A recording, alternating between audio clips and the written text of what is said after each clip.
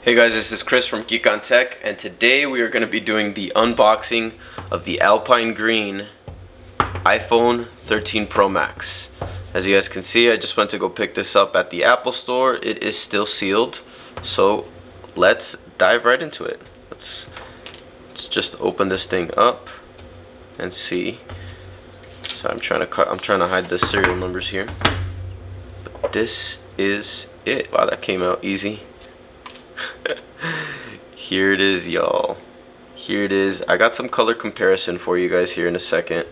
So here's the thing, okay? This green, it's like a jade, it's like a matte jade green is what it is. This right here is like an emerald, is what it looks like. And that's the color of the phone right there. Hold on for the people.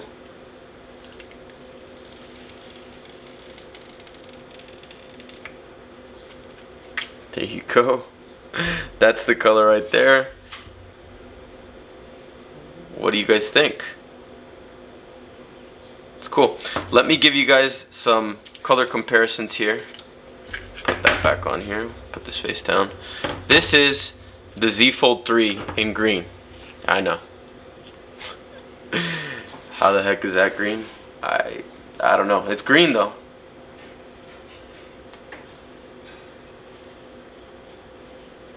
Like Samsung is tripping with this one. This is definitely not green, right? Here's their other Triad green. This is the flip. Yeah, this is green. This looks blue on camera. Actually, it looks blue in person, to be honest with you. This is the green model. Look, the hinge actually looks kind of more green, but there's that. Like, it is ridiculous. Here is the gold iPhone. If I can get it out of this case. Okay. Here's the gold iPhone for comparison.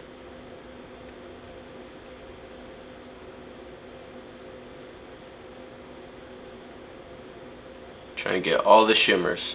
Okay. Alright.